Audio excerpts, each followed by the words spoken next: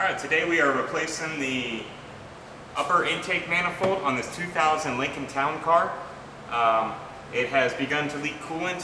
The old ones pretty much all do. They have a plastic coolant runner that splits and makes it leak.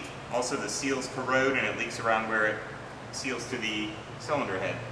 We have our brand new intake manifold we got from autopartsdirecttoyou.com. It's got an aluminum coolant runner, which I'll show you in a minute, the plastic ones that failed on these. It's all ready to go. It's got the seals already in it. It's a very nice part, lifetime warranty on it. So we're going to be installing this today. First thing we need to do is take this top cover off.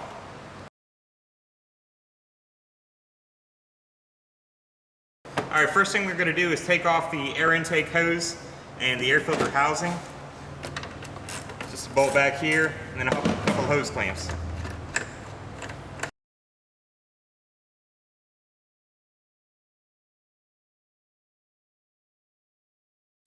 Now if you look here, you can see the intake itself, it has a crack right in here.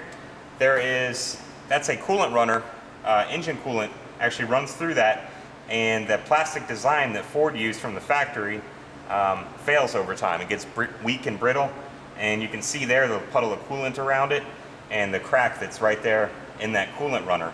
Our redesigned one has an aluminum one which prevents this from happening. Alright, we got our battery disconnected. From this point, what we're going to want to do next is to remove the alternator and then the throttle body. The alternator is real simple. You got 4 bolts up top and 2 down below. The throttle body has either 4 or 5 bolts on there and a bunch of hoses and wires going to it, so we'll just disconnect all that and get that out of the way.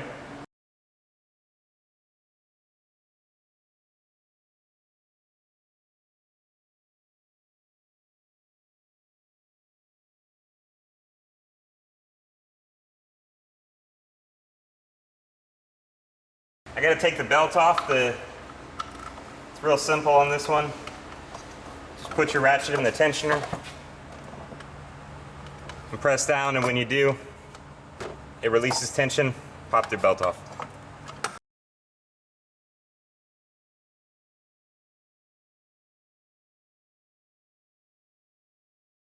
Before actually unbolting the throttle body, I'm going to go ahead and disconnect all the electrical connectors going to it, as well as the throttle cable.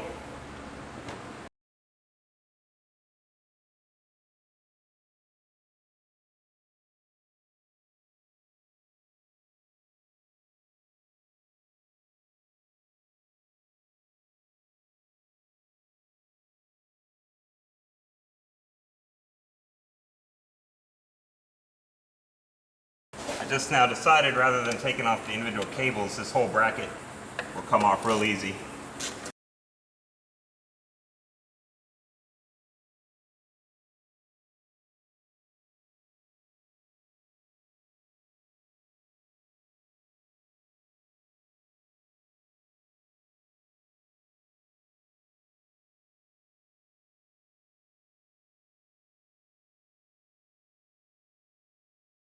I'm going to attempt to leave the EGR valve attached to the exhaust valve, EGR tube, only because those are very often really brittle where they attach. And if we can get away with it, it'll be better to just leave this EGR valve hanging here.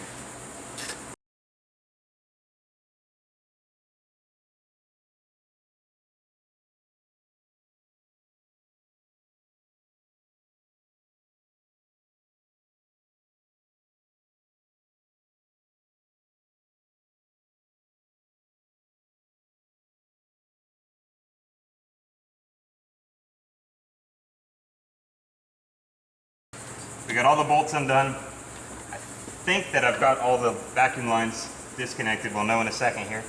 So now at this point, we'll just go ahead and try to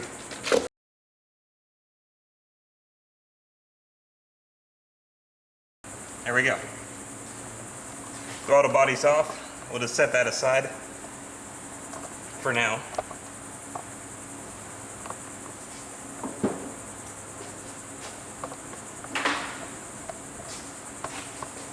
And you can see we're slowly working our way down to the intake manifold itself. As I go, I'm disconnecting wires and vacuum lines. I'm making a mental note of where they hook back up so that when we go to put it all back together, we'll know right where they were. One good idea is if you think you're going to question where any lines or vacuum hoses went, or the electrical connectors, you can always take some pictures with your digital camera of how everything was before you started. That way you have a reference to look at when you're all done, when you're putting everything back together. We also drained a little bit of coolant out of the coolant reservoir here. Reason for that is that you don't want coolant going everywhere and gets into the motor when you take the intake off. So we're going to go ahead and disconnect the upper radiator hose.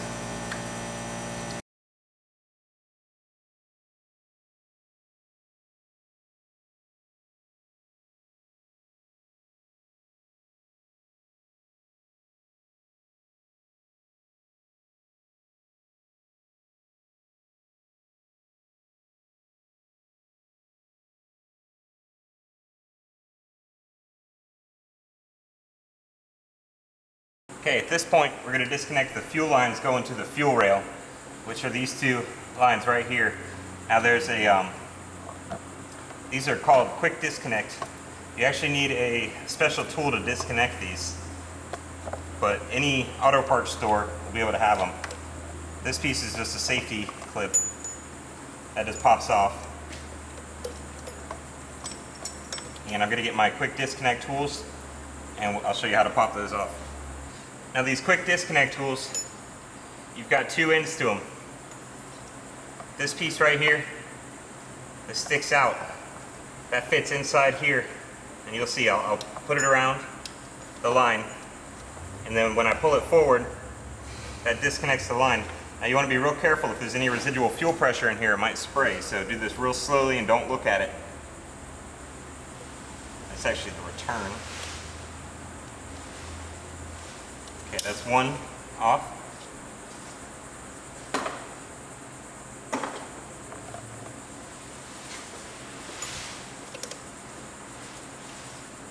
Now this is the one that'll have pressure in it. But we were actually good on that.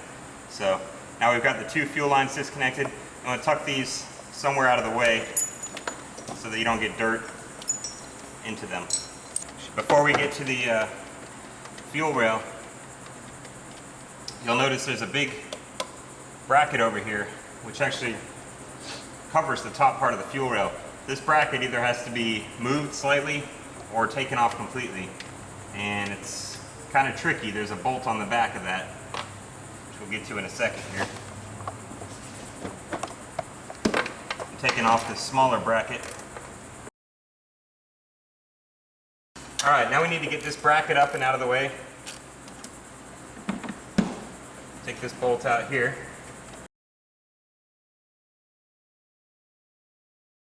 Now you'll see it's still on there pretty firmly. There's a pretty tough to get to bolt on the back of that bracket. Pull that out of our way. It's way back here on the back of the cylinder head. I can't show it to you because even I can't see it, but if you feel back there, you'll feel where that bolt is. And we're just going to loosen it enough to pull the bracket up. I guess I can't see. We're going to pull the bracket up, and that will give us enough room to work.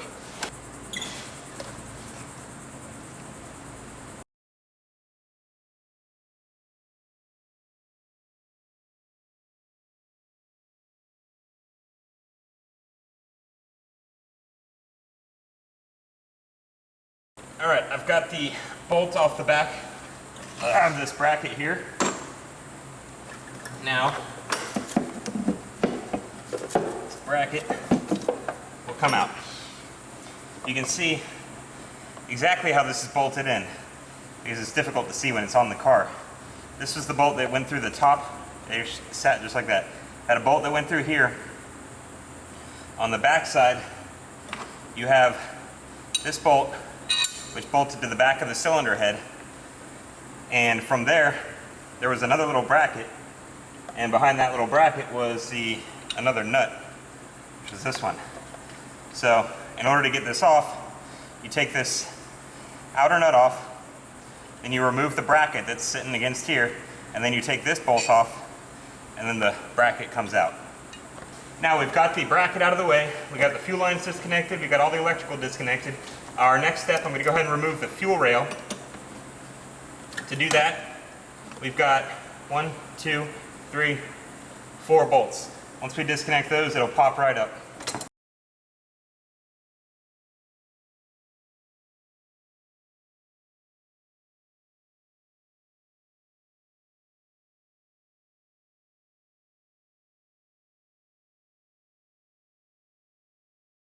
Okay, we've got the 4 bolts disconnected from the fuel rail.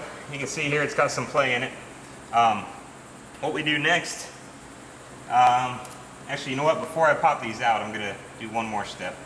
But we're going to pull this up and the injectors will come out. Before I do that though, I'm going to blast some compressed air all along these edges on both sides and in the injector holes. That'll just clear out any dirt that's in the way. We don't want that falling down into the engine.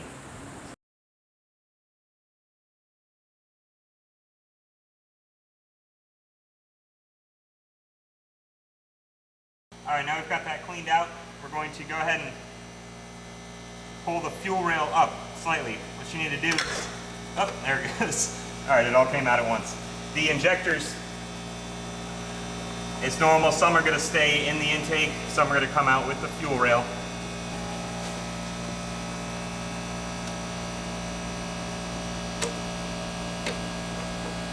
Same thing happened on this side. You'll see half the injectors came out, half of them stayed in the head. Go ahead and wiggle the fuel rail out. Set this aside.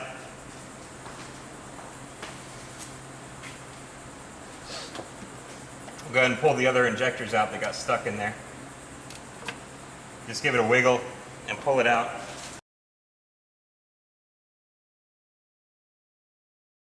Okay, we've got all 8 injectors and the fuel rail off.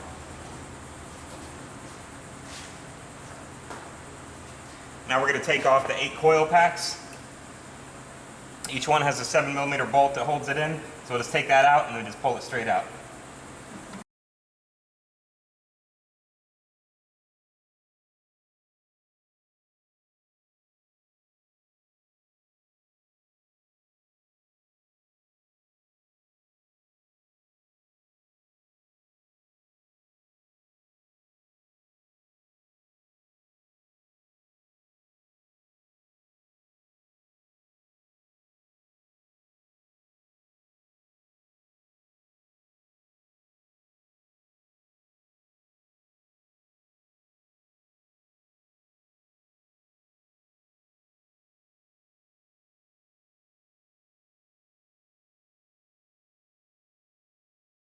While the intake's still on the vehicle, I'm going to go ahead and loosen the coolant temp sensor because we will have to reuse that.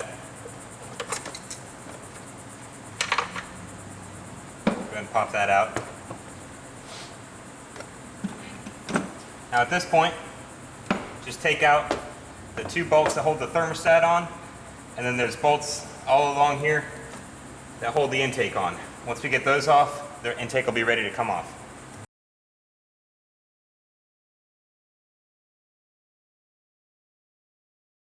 One thing I just realized that I never took off was this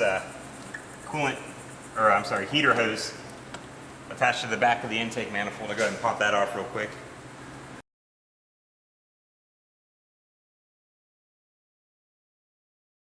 Alright, we've got all the bolts out of the intake now.